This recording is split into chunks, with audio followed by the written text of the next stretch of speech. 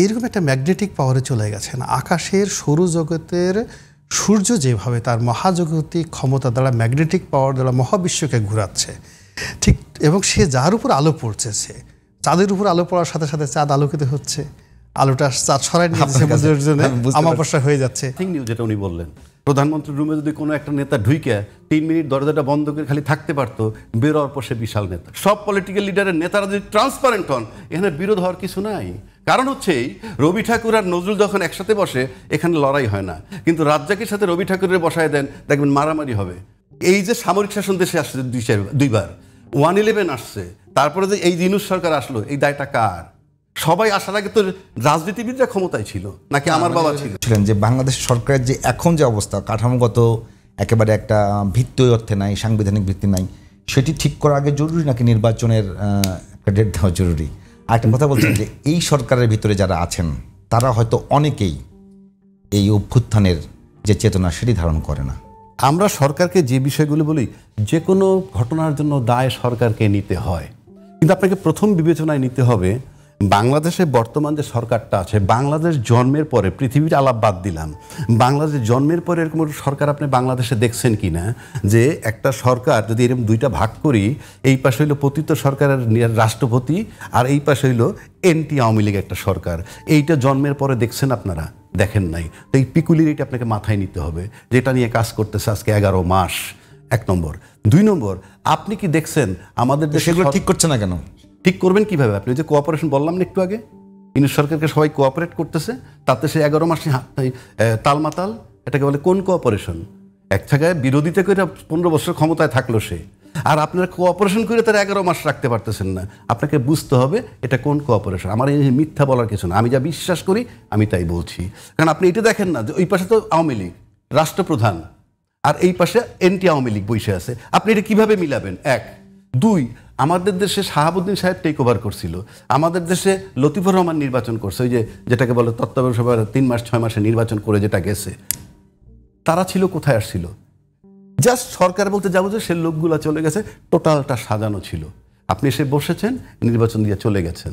আর এবার কি হয়েছে? অর্ধেক তো বললামই আওয়ামী লীগ আছে, তারপরে কি বায়তুল মালের খতিব পলাতক, বাংলাদেশের গভর্নর পলাতক, বিচারপতিরা পলাতক, 626 জন ক্যান্টনমেন্ট আশ্রয় নেওয়া। এ কোন দেশ?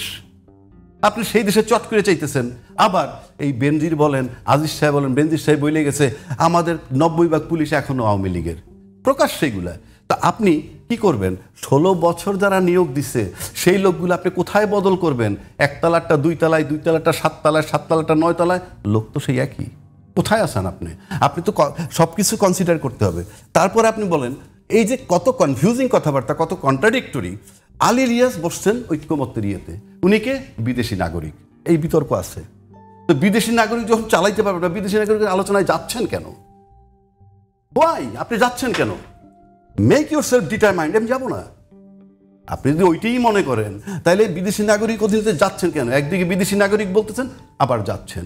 এইদিকে ধরেন বাংলাদেশের সবচেয়ে বড় স্টেক হোল্ডার যে দলটা রাজনৈতিক, তারা এখানে বলতেছে অমুক 2 জন উপদেষ্টার এবং খলিলুর রহমান সাহেবের পদত্যাগ চাই। আবার লন্ডনে গিয়ে সেই খলিলুর রহমান, তাদের যে মাথা, সবচেয়ে বড় মাথাটা, তাকে রিসিভ করে এবং সেটাকে অ্যাকসেপ্ট করতেছে, এন্ডোর্স করতেছেন। তাহলে আপনি কি করবেন? আপনি এটা সামাল দিবেন কিভাবে? এই সরকার আসার পর 200 আন্দোলন হয়েছে, এই সরকার আসার পর সরকারি কর্মচারী আন্দোলন হয়েছে।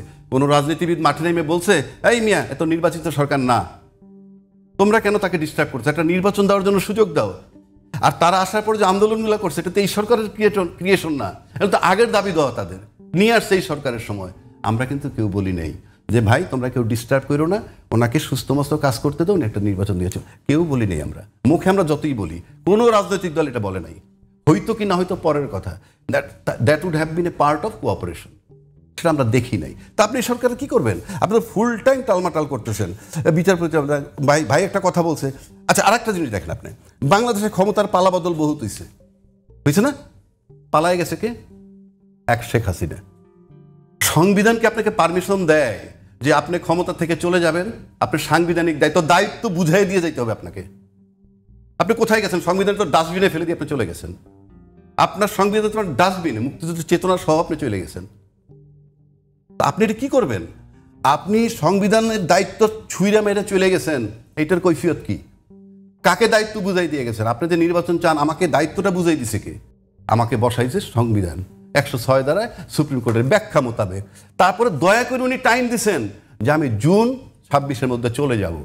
সে টাইম দিতে বাধ্য না, কারণ তার ওই শর্তের ভিতরে টাইম নাই। আমি কতদিন মেয়াদ বলে দিছে? সুপ্রিম কোর্টের 106 দ্বারায় যে রেফারেন্স আসছে তাতে কি বলছে ওনার কাজ কি, উনি থাকবেন কতদিন? কিছুই বলেন নাই। উনি বলছেন যে আমি চলে যাব।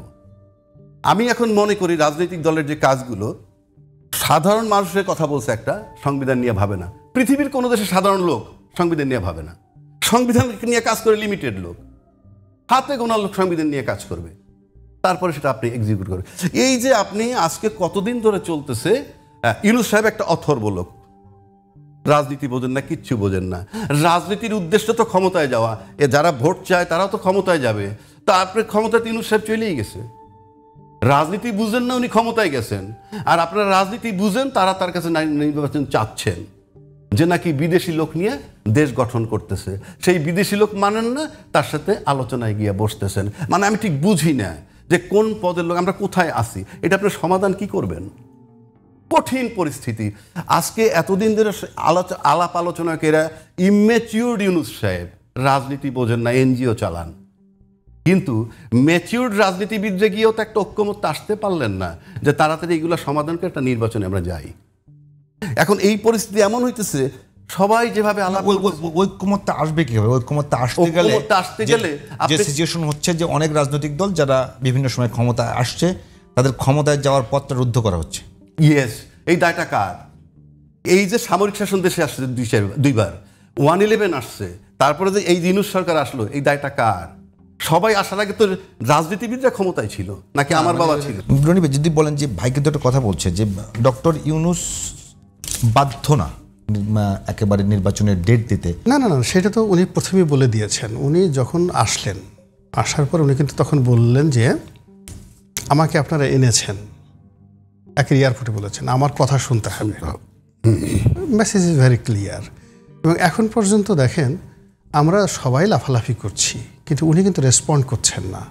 উনি খুব কম কথা বলছেন, এবং উনি সেই প্রথম দিন থেকে এসে যে কথাগুলো বলছেন, সেই কথার বাইরে আমরা কিন্তু তাকে নিতে পারিনি এখন পর্যন্ত। আমরা তাকে লন্ডন পর্যন্ত নিয়েছি।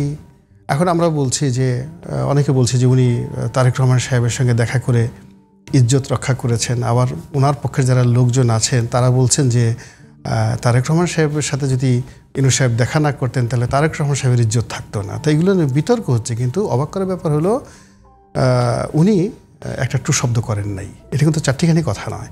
এবং দ্বিতীয়ত হলো ওখানে যে ভাষাগুলো আসছে, তারেক রহমান সাহেব তাকে যখন জিজ্ঞেস করছে আপনি কেমন আছেন, উনি কিন্তু খুব নির্লিপ্তভাবে বলছে এই যাচ্ছে। তারপরে আমার আম্মা আপনাকে সালাম দিয়েছেন, আচ্ছা তাকেও আমার সালাম দিয়েন।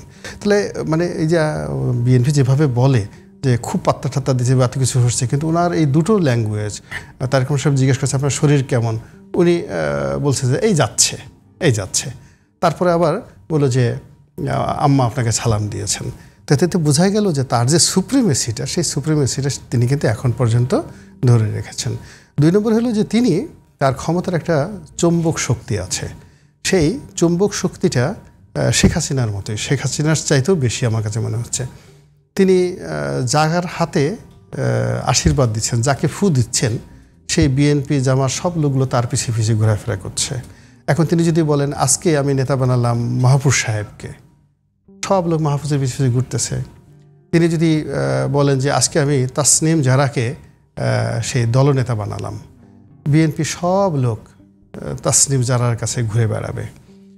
আমি আজকে নাহিদকে দায়িত্ব দিলাম, সবাই নাহিদের কাছে যাচ্ছে।